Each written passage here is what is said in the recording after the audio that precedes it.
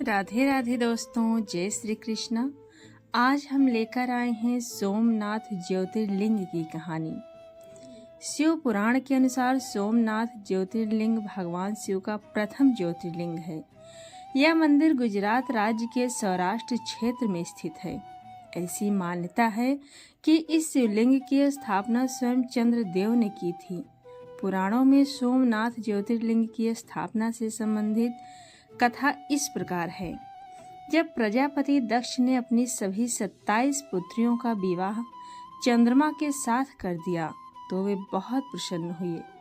पत्नी के रूप में दक्ष कन्याओं को प्राप्त कर चंद्रमा बहुत शोभित हुए और दक्ष कन्याएं भी अपने स्वामी के रूप में चंद्रमा को प्राप्त करके शोभायमान हो उठीं।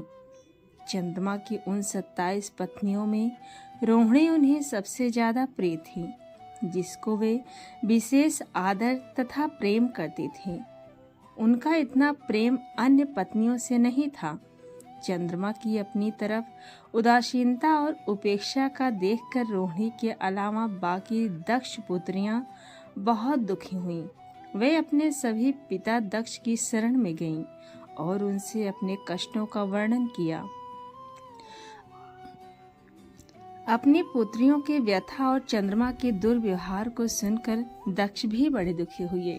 उन्होंने चंद्रमा से भेंट की और शांतिपूर्वक कहा, कलानिधे, तुमने निर्मल व पवित्र कुल में जन्म लिया है, फिर भी तुम अपनी पत्नियों के साथ भेदभावपूर्ण व्यवहार करती हो। तुम्हारे आश्रय में रहने वाली जितने भी स्त्रियां हैं, उनके प्रति तुम्हारे मन में प्रेम कम और अधिक ऐसा सौतेला व्यवहार क्यों है? तुम किसी को अधिक प्यार करते हो और किसी को कम प्यार करते हो। ऐसा क्यों करते हो? अब तक जो व्यवहार किया वो ठीक नहीं है, फिर अब आगे ऐसा दुर्व्यवहार तुम्हें नहीं करना चाहिए। जो व्यक्ति आत्मीय जनों के साथ विषमतापूर्ण व्यवहार करता है, उसे नरक में जाना पड़ता है। इस प्रकार प्रजापति दक्ष ने अपने दामाद चंद्रमा को प्रेम पूर्वक समझाया और ऐसा सोच लिया कि चंद्रमा में सुधार हो जाएगा। उसके बाद प्रजापति दक्ष वापस चले गए। इतना समझाने पर भी चंद्रमा ने अपने ससुर प्रजापति दक्ष की बात नहीं मानी। रोहिणी के प्रति अतिशय आसक्ति के कारण उन्होंने अपने कर्तव्य की अवहेलना की तथा अपनी अन्य पत्नियों का कुछ भी ख्याल नहीं रखा और उन सभी से उदासीन रहे।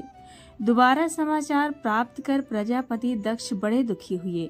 वे पुनः चंद्रमा के पास आकर उन्हें उत्तम नीति के द्वारा समझने लगे। दक्ष ने चंद्रमा से न्यायोचित बर्ताव करने की प्रार्थना की। बार बार आग्रह करने पर भी चंद्रमा ने अवहेलना पूर्वक जब दक्ष की बात नहीं मानी, तब उन्होंने श्राप दिया। दक्ष ने कहा कि मेरे आग्रह करने पर भी तुमने मेरी अवज्ञा की, इसीलिए तुम्हें 6 रोग हो जाए। दक्ष द्वारा श्राप देने के बाद ही क्षण भर में चंद्रमा 6 रोग से ग्रसित हो गए।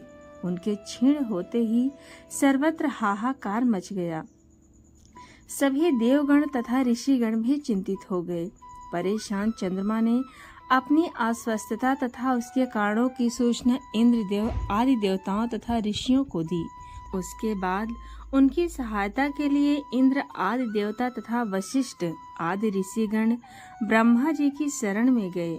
ब्रह्मा जी ने उनसे कहा कि जो घटना हो गई है उसे तो भुगतना ही है, क्योंकि दक्ष के निश्चय को पलटा नहीं जा सकता। उसके बाद ब्रह्मा जी ने उन देवताओं को एक उत्तम उपाय बताया। ब्रह्मा जी ने कहा कि चंद्रमा देवताओं के साथ कल्याण कारक शुभ प्रभास क्षेत्र में चले जाएं।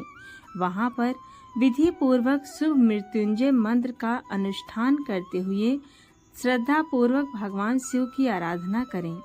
अपने सामने शिवलिंग की स्थापना करके प्रतिदिन कठिन तपस्या करें। इनकी आराधना और तपस्या से जब भगवान भोलेनाथ प्रसन्न हो जाएंगे तो वे इन्हें 6 रोग से मुक्त कर देंगे। पितामह ब्रह्मा जी की आज्ञा को स्वीकार कर देवताओं और ऋषियों के संरक्षण में चंद्रमा देव मंडल सहित प्रभास क्षेत्र में पहुंच गए।